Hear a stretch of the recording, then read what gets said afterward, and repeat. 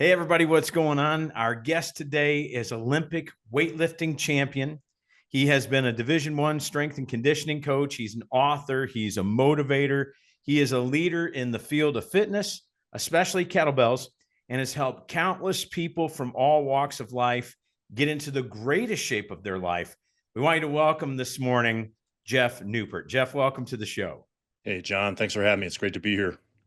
We are stoked. I mean, we've got so much that we want to get into today. So I'm just going to dive right into it. Can you tell us a little bit about your background in strength and fitness and maybe your strength and fitness journey? Sure. Yeah, man, it's hard to believe.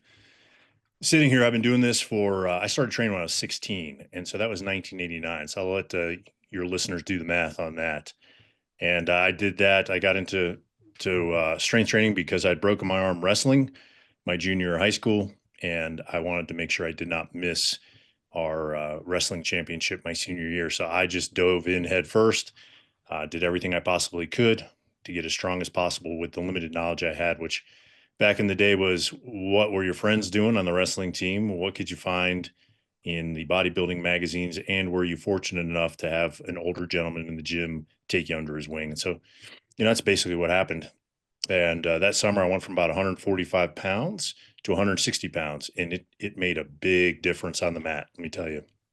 So I wrestled a little bit my freshman year of college. It was just too much to handle. I came from a small high school, like a graduating class of 120, and I ended up going to a college of like 50,000 people. So it was a little overwhelming. So I got into strength training full time, and then I started training for powerlifting, and I got up from 165 pounds to 252 pounds in about 3.5 years. I ate anything that wasn't nailed down and practically lived in the gym. I scheduled all my classes around going to the gym, and to say I was bitten by the iron bug would be an understatement. So I got introduced to strength and conditioning as a profession my junior year of high school. I went and trained with the head strength and conditioning coach for football at Rutgers. His name was Rock Gullickson, and he was a power lifter. I don't know. Have you crossed paths with Coach Rock before? Hmm. No. Great guy, great guy. So he took me under his wing, taught me a lot about strength training, periodization, that sort of thing. And I decided in that moment I wanted to be a college strength and conditioning coach. So I just kept lifting. In 1994, I went to Ukraine with Athletes in Action on a missions trip. As a power lifter, I was training with the Olympic lifters there, and I got bitten by the Olympic lifting bug after their head coach offered me a scholarship, right, to stay there. He's like, "Hey, I'll train you if you want. If you want to stay here, I'd like to offer you a scholarship." Is basically what he said in front of the athletic director, and I'll make you into a champion. And this was 1994. Ukraine was just coming out of the Iron Curtain. They had rolling blackouts, rolling hot water, cold water. Food was scarce, right? So I thanked him politely and went on my way. And then I got into Olympic lifting in 1995. Became a strength coach at Rutgers University in, when was that, man? It was like January 97. Stayed there until 2000, July of 2000. Moved to North Carolina so my wife could go to Duke to get her degree, her doctorate in physical therapy. Opened up my own personal training business, which turned into a studio later on. Let's see what else. And then Olympic lifting champion. That's very generous. Hey, I was a it's state, true. yeah, on like a small level. I was a New Jersey state champ at one year. I think it was 1999, and I qualified for the U.S. Nationals in 2000. And then I love to say I trained for Olympic lifting in between injuries. So that was my Olympic lifting career basically. And I've been fortunate enough to be in the strength and conditioning business, fitness, health, whatever you want to call it, since I guess it's 93 was when I first started working. And I've done over 30,000 one-on-one training sessions. Uh, what else have I done? I was a master instructor with two different kettlebell organizations, the RKC, which was the originator of the kettlebell certification and brought the whole kettlebell culture or subculture, whatever you want to call it, from behind the Iron Curtain uh, here to the West in the early 2000s. And then I had the good fortune to open, co-create and co-develop a program called Original Strength in the early 2010s, which was focused on movement restoration. So I've been really blessed, man, really fortunate to actually live my dream. I remember thinking when I was in college, there's no way I am going to be caught dead wearing, a shirt and tie, like one of those harnesses where they yank you around the office. So yeah, so that's it. That's the background. I love it. Yeah, I get it with the shirt and tie. The only time as a pastor I wear a shirt and tie is when I'm doing funerals or weddings. So Okay, yeah, otherwise, man, it's pretty casual. Um, this is a great thing to talk about because you mentioned powerlifting and then we went into Olympic lifting. To me, Olympic lifting is the pinnacle of power. Like I just don't think there's anything that can really compare to that. And so doing that, what I found though is that a lot of people can't do it for a lifetime. yeah, Physically, the demands of high level, high yeah, level Olympic lifting. And one of the things I love, and I want to talk about how you discovered kettlebells, is kettlebells can bring some of the benefits of Olympic lifting down to regular people. For instance, they don't have to have the wrist flexibility necessarily that you would on the cleans and some of these different things. So I would like you to talk a little bit about how you discovered kettlebells and how some of that translates with the Olympic lifting principles and how people can get some of those benefits. sure. Yeah, well, I first ran into kettlebells. It's actually called the kettle stack, which I saw in the back of a Muscle and Fitness, excuse me, magazine, probably about 1997. Somebody had left one of those on my desk in the strength room, and I was just looking through it, and I was looking in the advertisements in the back. And a kettle stack is essentially a plate loaded handle, right? You could put some plates on it, and it's attached by a handle. You could swing it, and I was like, man, we need to get one of those. But at Rutgers at the time, we didn't have any money. We didn't have two pennies to rub together, and so I just put it in the back of my mind. And I'm like, you know what? I'll use that eventually.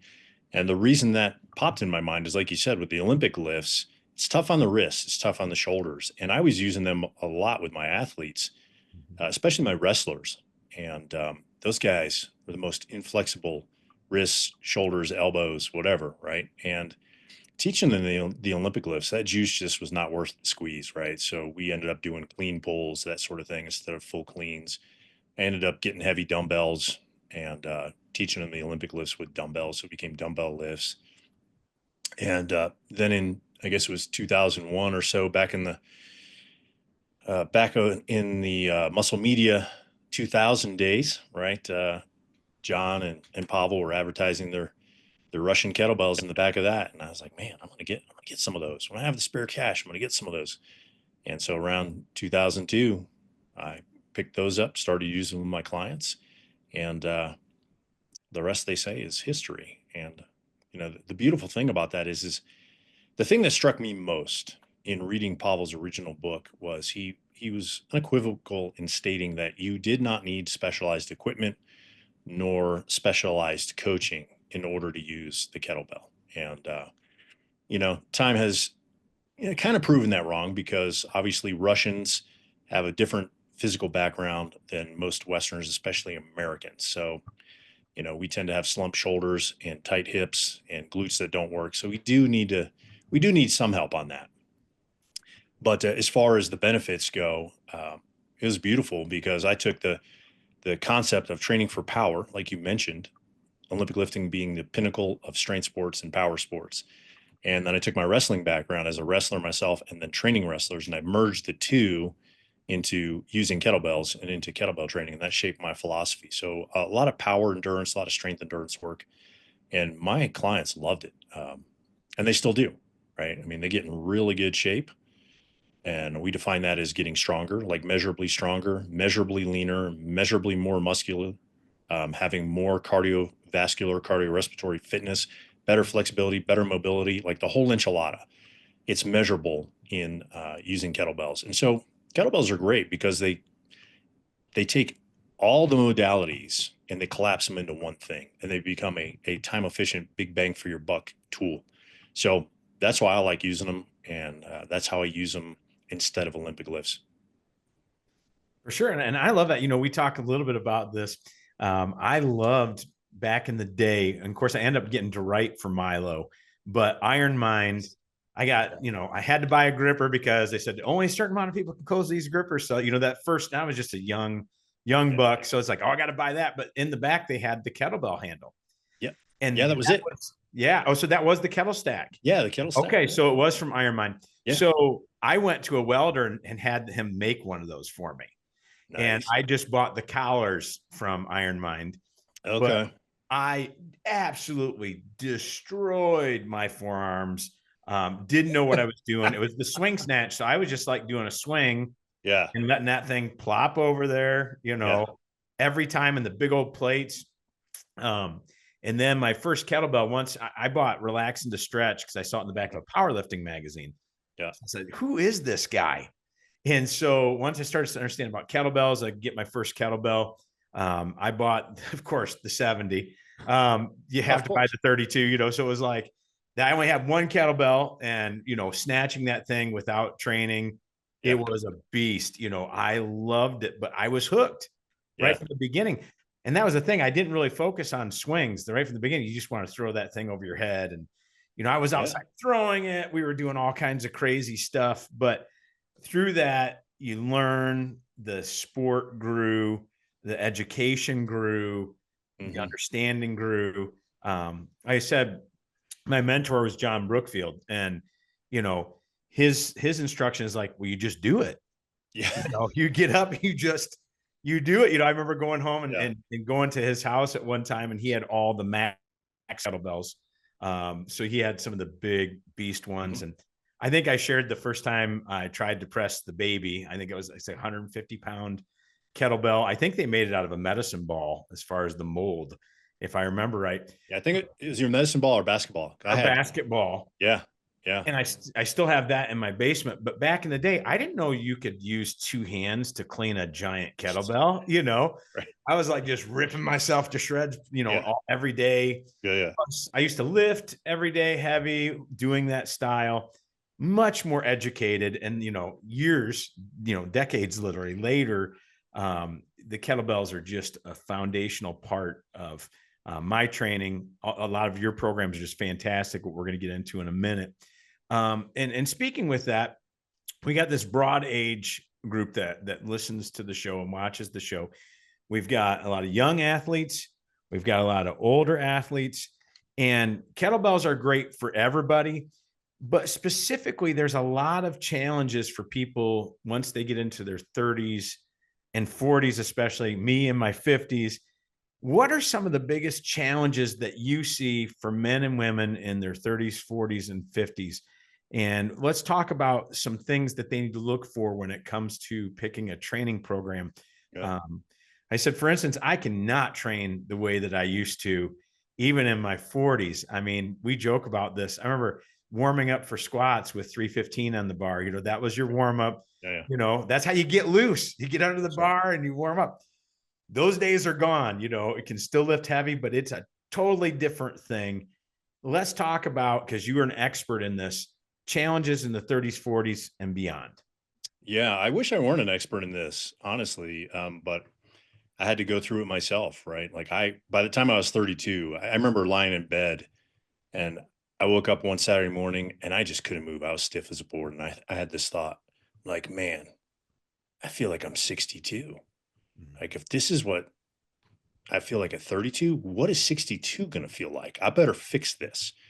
And at that point, I had collected a series of pretty major injuries from wrestling and weightlifting, and my body just locked up. And so that's one of the things, that's one of the challenges that over 30s have, is we focus on the go heavy, go home all the time mantra, right? When you're a kid, it's like, if the weight doesn't crush you and you don't just barely survive by the skin of your teeth, it wasn't a good workout. Right. And you can train that way in your 40s, but you're only going to train that way once or twice, right? Before something breaks. Now, when you're in your teens and 20s, you got about a decade before something breaks, right? So you got a lot of on ramp.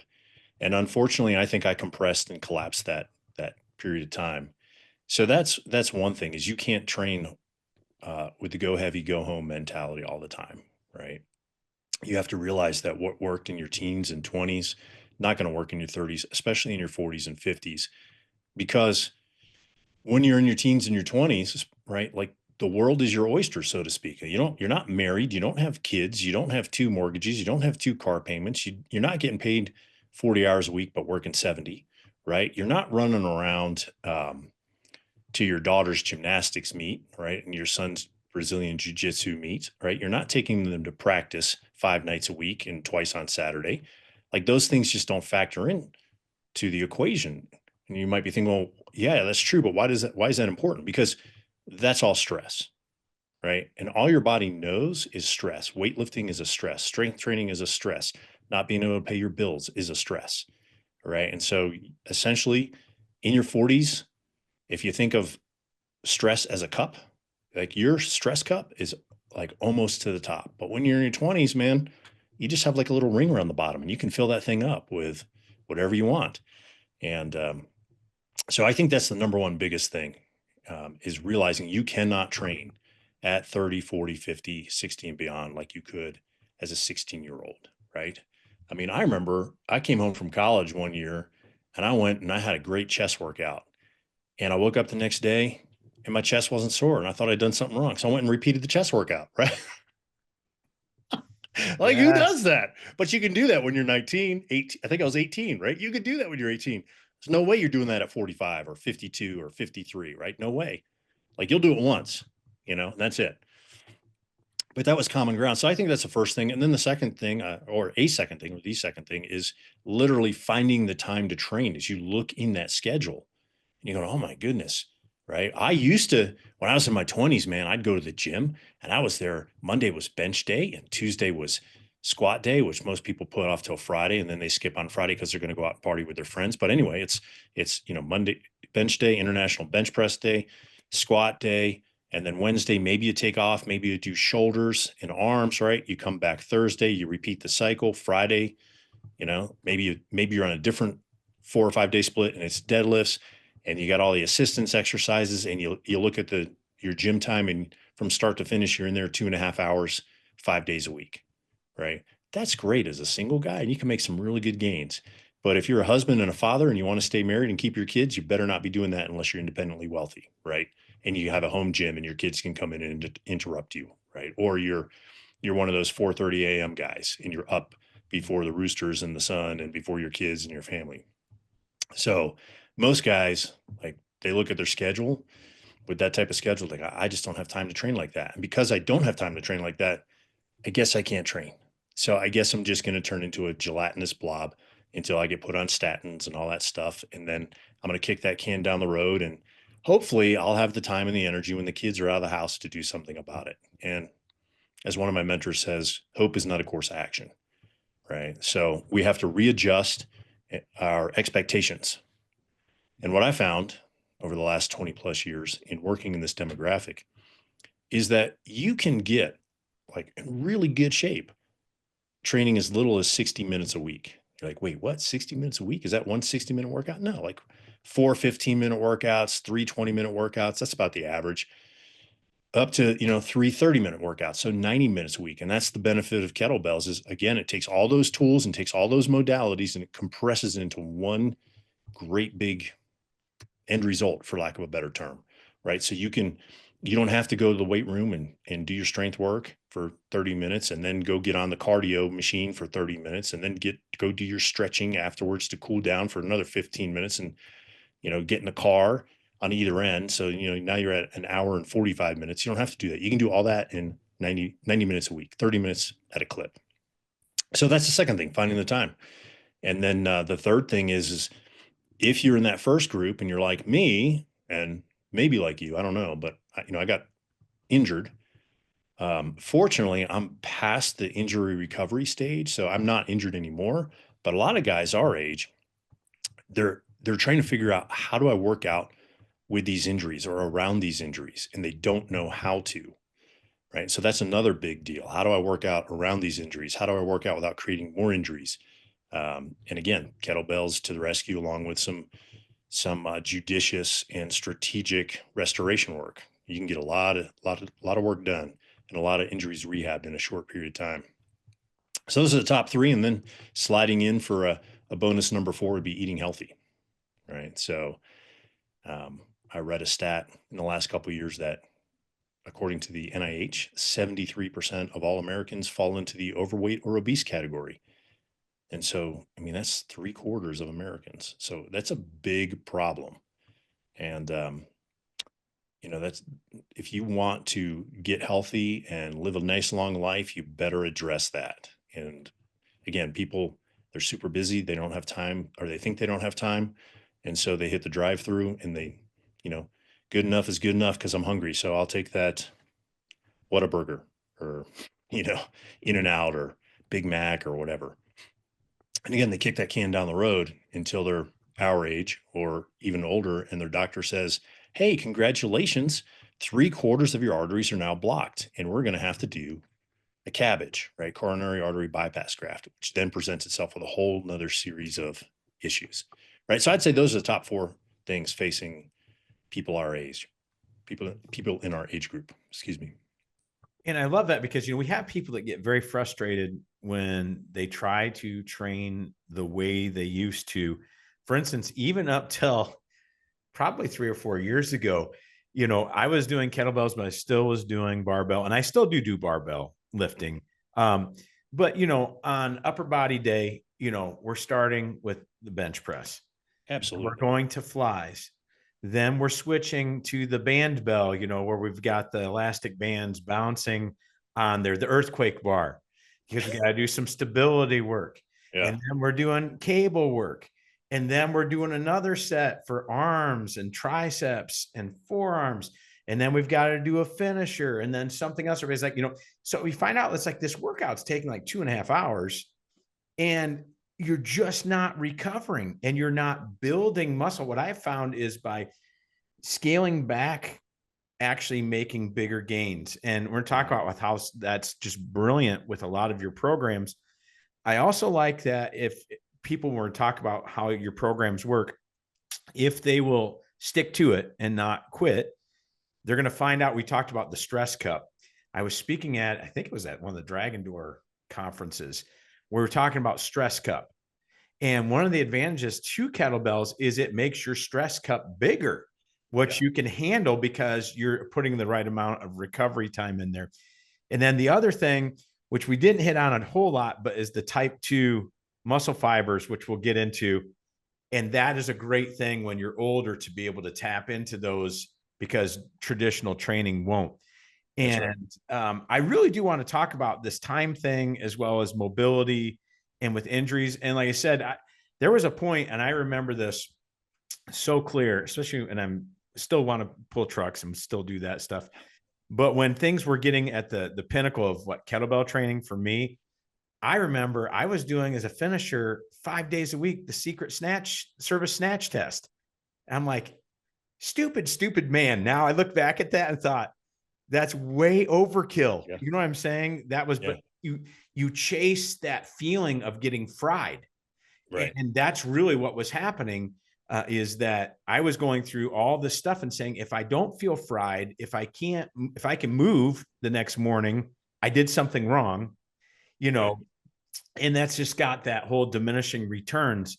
And so I love what we're going to talk about. So we're going to get into the time thing in just a moment, but how can you train around or with injuries? And this is one of the things I think is so important because people say, well, I've got this nagging injury. I guess I can't train. And they use that as an excuse, right? And I want you to get into this a little bit, but I think the kettlebells really can even help heal. I know this has probably been the first time in 2 years, starting last week, I was able to start snatching regularly again. Okay. I fried my shoulder so bad from having, and didn't quit, didn't let off. And, over the course of a month, I said, let's dial back a little bit the weight and start doing some of these things and working on restoration work. I've been doing that for about 2 years, but finally able to snatch again. And you can work around some of these injuries. So let's talk about how do you do that? Like, for instance, my elbow wasn't straightening out all the way. Doing some of these things, when you actually plug in kettlebells, they're not only, I want to say this, it will not only change you, but it's also prescriptive and it's prehab as well as rehab. So we talk a little bit about that, about training around injuries and how you can use the kettlebell to do that. Yeah, it's funny you brought this up. I just had a client break his ankle a couple weeks ago, and we use kettlebells, body weight, barbell. And so, obviously he's not going to be doing any squats or deadlifts on a broken ankle. So it's literally what can you do versus what can't you do?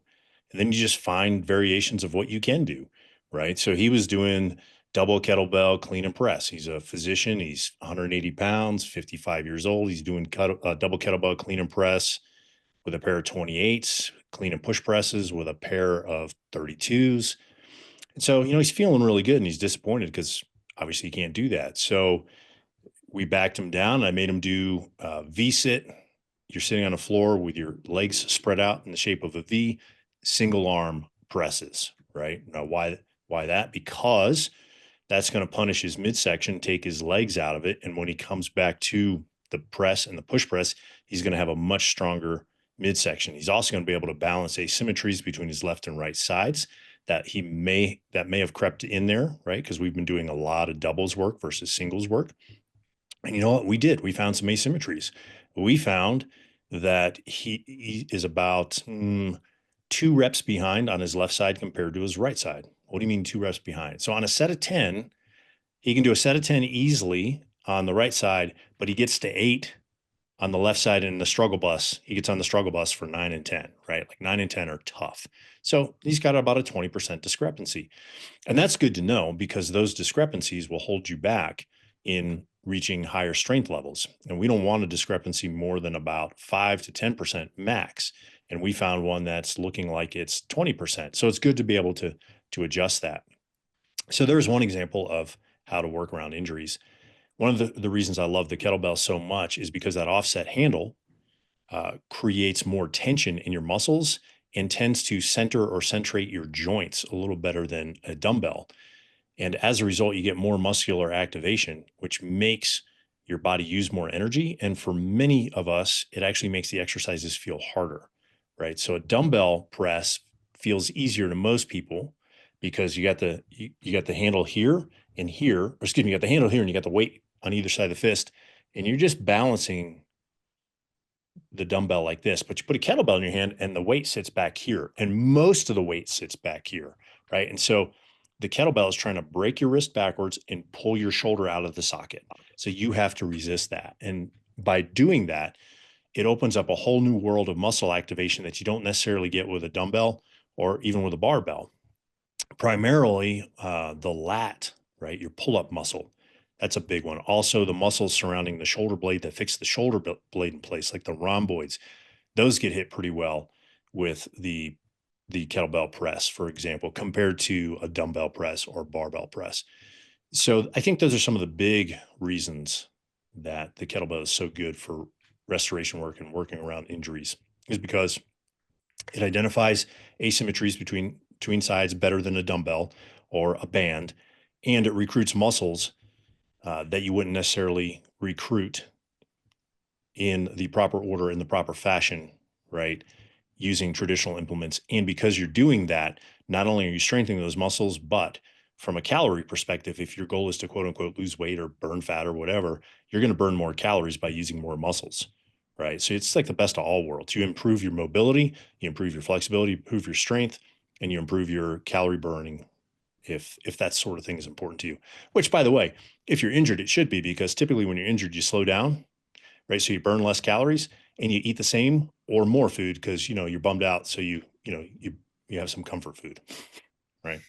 Yeah, and this is the thing. I mean, when we talk about the kettlebells, and one of the things I love about your programs is there are regressions. So there's always a way. There's always a place to start. If you got shoulder injury, start with the swing or do something. There's always a place, but That's you right. just got to make the commitment. And I always tell people, if you don't have 20 minutes 3 times a week, your schedule is totally messed up. And I found that people do what people want to do. That's right. People will find time to binge Netflix, That's right. They'll find time to do this or that. People do what people want to do, and people will spend money on things that are important to them. And that's why I think it's so important. We'll get into a little bit later, is that it is good to make an investment in a program, not just to download something off of some freebie or some, basement coach or some exercise influencer. You know, Yeah. it's when you talk about somebody who's had over 30,000 training hours of people, that's the kind of wisdom you want to tap into. And let's talk a little bit about mobility work for a second. We shared a little bit. We had a previous conversation. I've tried many systems throughout the years, and because of severe right shoulder injury, right elbow injury, and again, not backing down enough and not learning to rest, but have had some pretty severe issues with the right shoulder, especially doing a lot of mobility work really wasn't the answer. In other words, I tried all these different systems and they helped for a while, or as you said, it helped until it didn't help. It helped. That's right. It worked until it didn't. And Yeah. so one of the things I love is that you kind of have shifted and kind of flipped the script on from what we call mobility work to restoration work. Yeah. I not only love the title, but I love this idea. Now that I'm a grandpa, I got twin grandsons. I don't want to be this guy that can't get down on the floor, and there's a lot of people. It's like, man, I can't do this or I can't do that. Restoration, becoming who you once were or who you should have been, That's right. Yeah. So talk a little bit about restoration work, mobility work, Okay. kind of the fallacy of some methodology versus what really works. Ooh, man, well, you'll get me in trouble if I go down that road. Within All right. reason. I Within get reason. it. We've All been right. on the same systems before. So I hope you're enjoying this podcast. We're going to get back to Geoff in just a moment, but I want to share a quick word about our sponsor. The Pressing the Limits podcast is brought to you by ZionMissionaryChurch.net. There you can listen, watch messages, you can share prayer requests, and you can even find out how to plan a visit.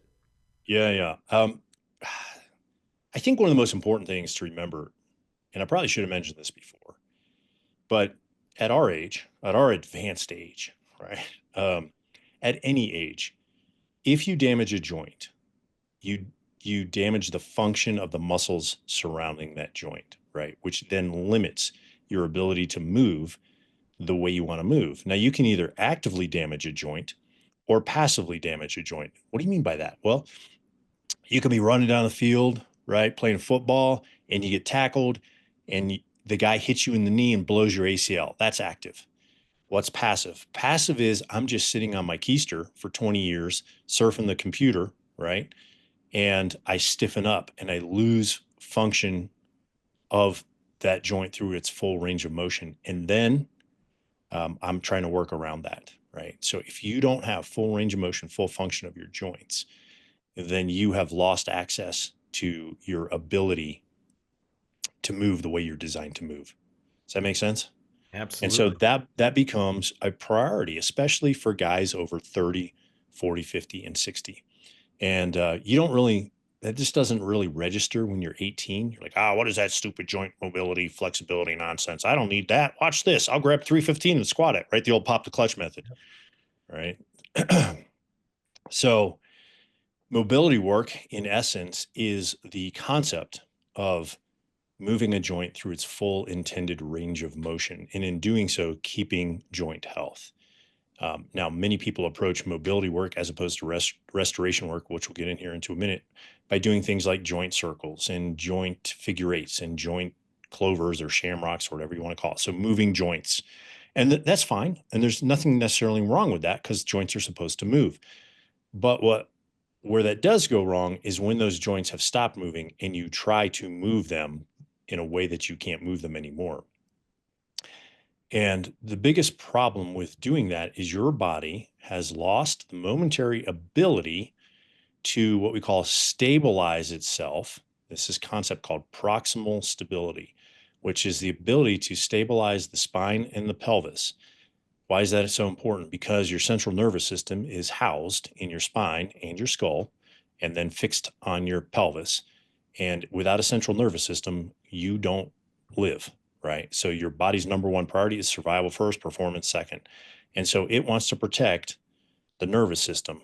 And it does so by reducing or restricting what's called distal mobility, right? The ability to move joints far away from the center. So many times we do not lose joint mobility because we stopped using the joints, although that is true to an extent. We lose distal mobility, or the ability to move joints, because we've lost proximal stability. The body does not believe intuitively, subconsciously, that it can protect the spinal column, the central nervous system, the spinal cord, and the brain housed in your skull, if it allows you to move into the range of motion in which you want to move. So it locks up those joints and the surrounding muscles. Is that making sense so far? Absolutely. So what we want to do is restore proximal stability. And this isn't my concept. This is found in physical therapy, and I think maybe some chiropractic, but essentially when you restore proximal stability, you create distal mobility. So the distal mobility, the ability to move your ankles through full range of motion, flows from or results from your body's ability to stabilize your spine and your pelvis and protect your central nervous system, your brain, your spinal cord. Right? Does that make sense? Absolutely. So that's what we do. We come up with, I've been using a system for the last, 6 years now, right? That restores proximal stability. My wife and I came up with it, and it was kind of piggybacked. It's a deeper dive on a previous system that I helped co-create back in 2010 or so. And it's a deeper dive on that. And basically, you just learn how to restore proximal stability through revisiting, I guess would be a good term, what we call the developmental sequence, or the human developmental sequence, which is the way we learned how to move from the time we were born, right, till we were about 18 months old. So if you look at how a baby moves on a floor when he's a baby or she's a baby, right, you put them in the crib, tummy time, rolling side to side, on the back, crawling, that sort of thing. Those are the types of things that created that proximal stability in the first place and got us to upright bipedal locomotion in the second place. And so we go back and we revisit, right, that neurodevelopmental sequence through various positions, and then we do various drills in those positions, and hey presto, right, the proximal stability is recreated. I'm not learning any new exercises, right? Those movement patterns are already ingrained and embedded in my brain, and all I'm doing is dusting them off, right? I think of it as, if you remember Raiders of the Lost Ark, when Indiana Jones jumps inside the tomb and he's got the staff, right? And he's got the little headpiece on it, and he opens up his book and he looks at his book, and then he closes his book and he blows off the dust on that rock map. That's essentially all we're doing, is we're blowing off the dust and the neural pathways that we haven't used. And right, we're reusing the neural pathways that we were designed to use instead of the ones we created from disuse. And so that's what I talk about when I'm talking about restoration.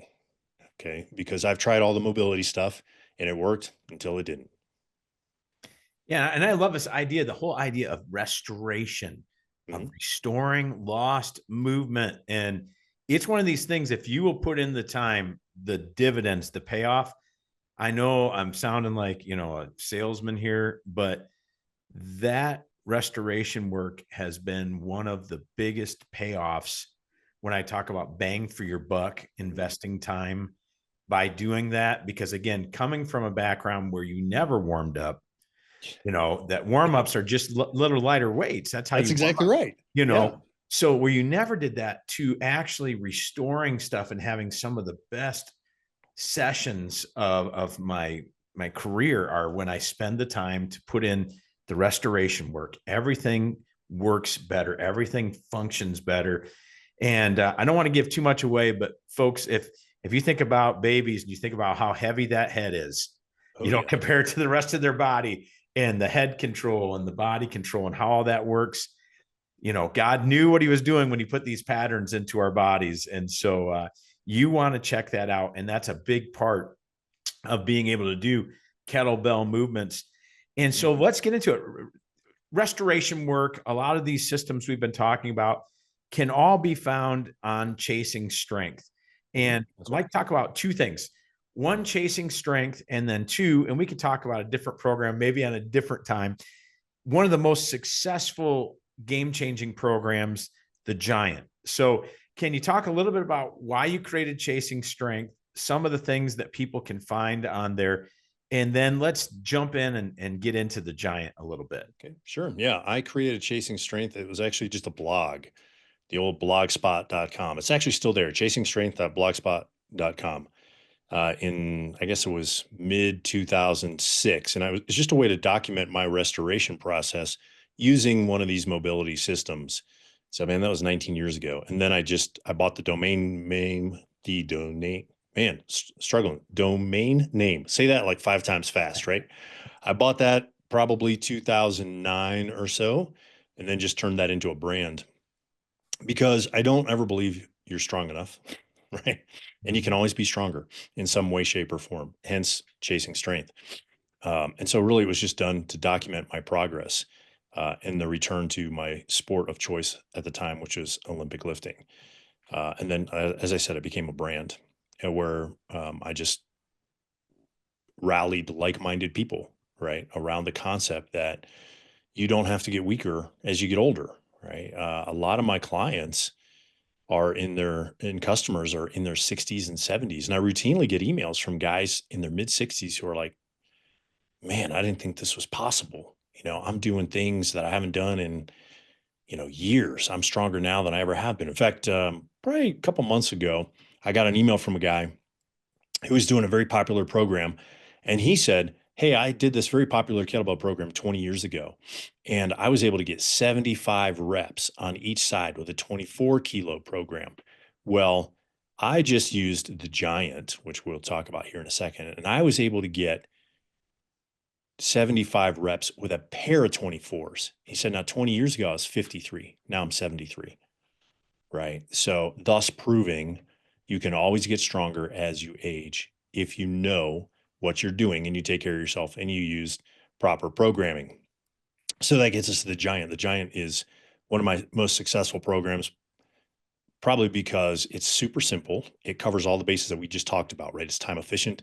You can do it 3 20-minute sessions a week. A lot of guys actually do that much or that little, however you want to phrase it. It's built off of one exercise. It's the kettlebell clean and press. Now you can do that with a single kettlebell or a pair of kettlebells, doesn't matter. If you've never used kettlebells, right, you should use a single and then progress to double. And as I said, it uses the clean and press. Now, the reason I chose the clean and press is it combines most of the human movement patterns into one movement. We have a partial squat. We have a bend or a hinge, as it's called now. We have a press overhead, and we have a pull when you pull the kettlebells down from being fixed from overhead. And it works literally every muscle group in your body. It works everything from your fingers, right? The muscles underneath your chin, muscles at the back of your skull, all the way down to the muscles in your feet and the tops of your feet. And so it's a super time efficient exercise. And the way it's programmed is it's designed to build strength, put on muscle, improve cardiorespiratory fitness, and obviously it improves mobility and flexibility in the process. And it's literally a one-stop shop.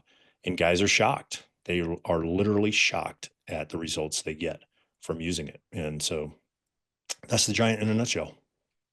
I love it. And you can't underestimate the what we call the metabolic factor, the cardio factor. People are like, oh, how really taxing can it be? That's right. The clean alone on a regular basis, I tell you, just start doing a set of double cleans and tell me how hard you're breathing. Now you're going to add the press on top of that. And what I love is the programming is foolproof. Like you can't screw it up. If you follow the programming, you're going to get results. And one of the things I really love about this is for most people, this helps them to balance the proper way between life and training, where training isn't your life, yet training, instead of taking away from your life, is actually enhancing your life. That's right. Because you're getting more out of it. You're having more focus, more drive, more discipline, but you don't feel like garbage, most of your life. And that's what I found. The hard thing with what some of the things that I do, some of the feats I do, is that there are very few days when you just feel amazing, And so this is one of the things, in fact, when I get back, I'm going to really, make a focus on that, because I can tell you, out of all the things I've ever done in my training, when I was able to regularly clean and double press the Beast, I think it's called the Beast. I got a pair. There's the 106s. Yep. The Beast. Yeah. That was when I was in the best shape of my life. When Can I I, could regularly do it. Go ahead. I just want to interrupt you there for a second or piggyback on what you're saying. People always say to me, well, like, what's that going to do for me? How strong can I really get? And my response is, let me ask you a question. How strong would you be if you could clean and press a pair of beasts for 10 reps? And they go, and so you just answered my question, right? So, And this is going to sound like heresy to some people, but I'm telling you, when I was able to do that on a regular basis, where it wasn't like a PR, you could do it. right. I was stronger then than I was not too long ago. I think it was about 5 years ago, 6 years ago, when I was able to bench press over 500 pounds. So that's how much better. And that's, again, and it's all in what you want. And unless you're going to compete in powerlifting, I tell some of these people, it's like some of these lifts, unless you're using them specifically, if it translates to your given sport, Right. you can't beat the clean and press. Right. They always say, well, what does the clean and press? What does that enhance? Everything. Everything. If you're an athlete, it's going to improve everything. If you're just everyday Joe and you just want to get in better shape, it's going to be everything from carrying the groceries to picking up your grandkids, whatever it may be. So I really encourage people to do that. And I mean, how many months could you run just the giant? I mean, how many different, I was thinking about that the other day. Mm-hmm. How many months of programming you think you could get out of that and still be making gains? Well, I had a guy run it for, I think he said 15 months. And he went from clean and pressing a pair of, what was it? Either 24s to, I think he said a pair of 80s. And he's in the military and he's doing calisthenics and running and all kinds of stuff like that. And he said he actually looked like he went to the gym for the first time in his entire life. And people noticed that. So 15 months, and he was able to do 13 sets of 8 clean and presses or clean and push presses with a pair of 80 plus kettlebells. I think he might have been switching back and forth to dumbbells, but the point was it was the clean and press. And so what was that? 15 months. And I can't remember the numbers exactly, but it was enough to create the strain to improve his fitness level. And he said, not only did he look the best he'd ever looked, but he performed the best he ever looked. And he was in his 40s. He'd been in the military almost 20 years. Right. So. Yeah. And I think about that. I think I was doing that back. My best, I think, was right around when I wrote Neuromass. And then after that, like I said, maybe it's been 7 or 8 years since I've benched that heavy. But the great thing about doing that with the clean and press is I don't have to, when you're doing something like the heavy bench, you're putting on, when you get to the heavier stages, not warm-up sets, you're having to wear wrist wraps, elbow wraps, pretty soon, and then once in a while you're wearing the bench sleeves. There's all kinds of gear. Oh, so yeah. that's what I'm trying to talk about. The slingshot, you're doing all these different things to overload. All you have to do with the clean and press, you just do it. Yeah. You get up and you do it. It's going to pay dividends. And like I tell people, what other program could you make consistent gains over 15 months? Yeah. Think about that. I mean, whatever program you're doing right now, usually people want to change, every so often. I stop making gains. I got to try something new to stimulate the body or do a change. 15 months of continued gains, I would kind of throw that up against anybody's program right there. Yeah. And he said he just stopped because it was too mentally demanding, right? Like he just needed to change. He had done so many clean and presses or push presses, right? That he was like, okay, I'm kind of burned out of this now. I need to take a little breather. So it was just a mental game. Like he was still physically making progress, right? So, one thing I did want to do, John, is circle back to why the clean and push press, especially because you mentioned those type 2X fibers, the fast twitch fibers earlier in the conversation. And that's one of the major reasons we use the clean and the push press, because we are targeting the fast twitch muscle fibers. And what are those? Those are the muscle fibers that help you run faster, lift heavier, jump higher, right? Those are the muscle fibers that at the age of 30, we lose 10% of every decade of life when we don't train them. And you actually have to go out of your way to train them. Like traditional bodybuilding work doesn't train them. They actually turn traditional bodybuilding work where you push to failure and go beyond actually takes fast twitch fibers and turns them into slow twitch fibers. It takes explosive fibers and turns them into endurance fibers. We don't necessarily need more endurance as we age. We need the ability to maintain our power because that's what keeps you from falling when you slip, right? Which is the number one fear of men and women over age 60 is, am I going to fall? And what happens if I do fall? Right. So critically important for longevity and for just performance, right? Performance living, for lack of a better term. So we get the lower body gets so the way you target the fast twitch fibers is lift something explosive, right? And lift it explosively, I should say, better to use my grammar. Sorry, mom. My mom's an English teacher, right? My parents are And both teachers too, so I get it. yeah, Yep. yeah. And to lift something heavy, right? Or heavy for you. So we get the explosive with the clean, right? It trains the type 2X muscle fibers in the legs. And then we get the heavy with the press. So if you can clean it for 5, usually you can press it for 1, right? That's kind of the ratio. So we get those fast twitch fibers from 2 different angles, right? All over the body. And if you want something explosive, instead of using the press, you can use the push press, which is a little bit more explosive muscle action for the shoulders, even though it's driven by the legs. But so that's another major benefit, if not one of the bigger benefits of using the clean and press, is training those type 2 muscle fibers, especially the type 2X muscle fibers. Yeah, and I love that. And so people that want to do more, like I said, we're talking minimalist. If you want to Sure. do more, one of the great things that Geoff has available on his site, he's got bolt-on programs if you do want to add the barbell to that. And I won't get into all that, but that's a different mode. So you can take it as far as you want to go. But again, unless there's a reason you need to do some things you're Yeah. doing, it makes sense to pull back. As long as I'm performing, I have to squat. As long as I'm performing, I have things because it just requires that. Right. Some of the performance feats.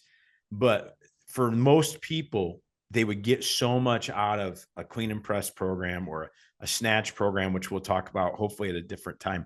So want to kind of dial down. I want to be, respectful of your time today. Just a couple more quick questions. You are a motivator. So that's one of the things, when people, I find that successful people can self-motivate, there's something internal, that internal fire. But a lot of people need help getting over the hump, especially when it comes to training. And that's one of the things that you're gifted at. You're a gifted communicator, a gifted motivator. And what do you do to motivate yourself? Because I find that's a big thing is, teachers, preachers, leaders, how do you lead Yeah. yourself? What are some of the things you do to motivate yourself so that you can motivate others? Yeah, that's a good question. As you said, I'm internally motivated, or what's called intrinsically motivated.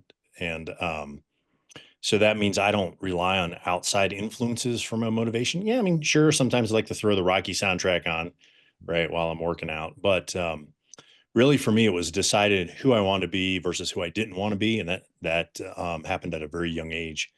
I was in my early teens, I think, and I saw my dad go on his second medication in his early 40s, and I was like, you know what, that's it's not going to happen to me. And his dad died at 61 from a second heart attack, Mm. right? Like my grandfather had his first heart attack at 46, right? And then my other grandfather died. He had the zipper, the cabbage, in his late 50s, early 60s, right? And then he died at 72, 73 from a stroke. So everybody in my family's had heart disease. All the men have died early. And I just decided that wasn't going to be me. Plus, I've always been fascinated by strength. So I just charted a course. That's not going to be me. And I'm going to do everything I can to avoid it. And I'm in my early 50s and I'm not taking any medications, and all my blood numbers are perfectly fine. Right. So that's how I stay motivated. It was just finding who I didn't want to be and who I wanted to be. So it's literally, what am I running from and what am I running towards? Um, in my late 30s, I had to have essentially a legit come to Jesus moment. I was at the Pavel Dan John seminar in 2010, and I was going to demonstrate the squat for Marty Gallagher. But I had just hurt my back again, and I'm lying on the floor. My wife is 3 months pregnant, and I'd hurt my back. It was actually weird. I'd been training and I got in a car and I drove from the Philly airport up to North New Jersey to visit my coach. And I reached over to grab the map and I felt a little pop in my back. Like, that's weird. Must just be adjusting. And then I got the radiating pain down my leg. And so by the time I got to the seminar, I could barely bend over. Right. So I'm lying on the floor and I could smell the green rubber mat, the green rubber floor. And I'm thinking, you know what? Nobody cares. Nobody cares if I get a gold medal. Right. My son's not going to care. What he is going to care about is when, he's in his teens and he looks over on the sideline and he sees this wrinkled old man who can't do anything and can't play with him. And his friend says, "Who's that? Is that your grandpa?" And he goes, "No, that's my dad." And so I'm like, I'm not going to rob my son of his childhood. So we had our kids later. What am I, 52? My son just turned 14, right? So I was 38 when he was born. So I just determined in that moment, I am going to do everything I can to not be a moron anymore and not hurt myself training. And so I used that. That was a negative, right? Running towards. So I can still play with my son. And if we have other kids, we end up having a little girl, so I can play with my kids, right? My son is 14. He's in BJJ and judo, and I can roll around with him and mess around with him and do all the things I want to do. So that's another motivation for me. Right. So it's running towards. Who do I not want to be? Who do I want to be? Right. And I think a lot of people have to have that. Like, they're busy waiting for somebody to tell them who they should be instead of who do you want to be? Right. Who do you not want to be? Right. So as a Christian, I mean, Paul says we're a temple of the Holy Spirit. Right. Absolutely. So, right. Is your temple filled with trash? Right. And the answer is it shouldn't be. I love that. Right. Like I it's, love it. have you got like, I mean, when was the last time you cleaned out the temple? Right. And so, yeah, I don't know. Just that's one way to look at it from a Christian perspective.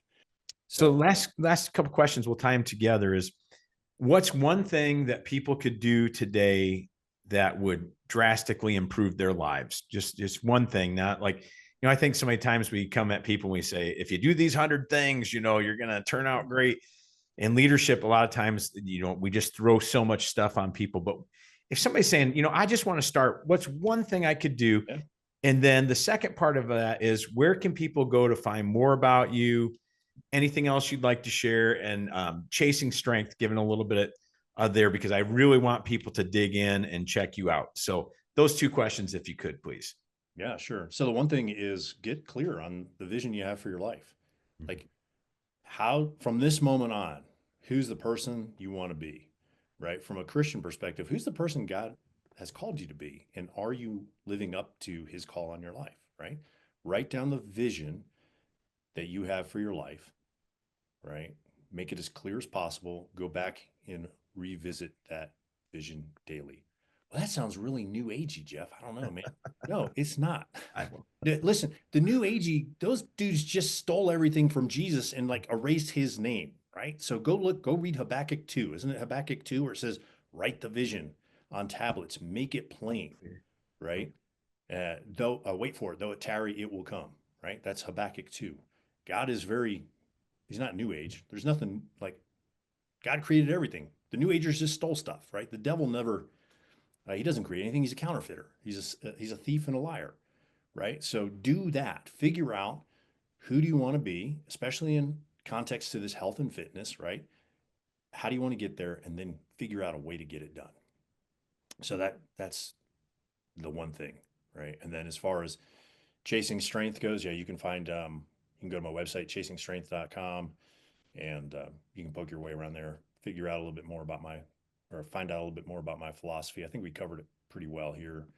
And if you want to pick up a program, I've got a list of programs there. You can just pick something that looks appealing to you. I will say, if you've never done kettlebells before, just learn the techniques, right? Get yourself a kettlebell, learn the techniques. Don't try and destroy yourself with a workout. Learning the technique is the workout, right? Learn the technique, build your strength, and then you can go get your hard workouts on after that. But yeah, I think that's about it. Well, everybody, just want to thank you, Geoff, for investing in all of our listeners today. Thank you so much for coming on and sharing all of that great information with us. Yeah, my pleasure, Jon. Thank you for having me. It was a blast. I can't believe how fast time flew. Again, want to thank our guest today, Geoff Neupert. Also want to thank our sponsor, ZionMissionaryChurch.net, our podcast producer, Drew Kiesbert, video director, Jolyn Thomas, head of talent relations, Mr. Fairfax Hackley. Be sure to rate us and subscribe to the Pressing Limits podcast and follow us on Instagram for the latest episodes. We'll see you soon.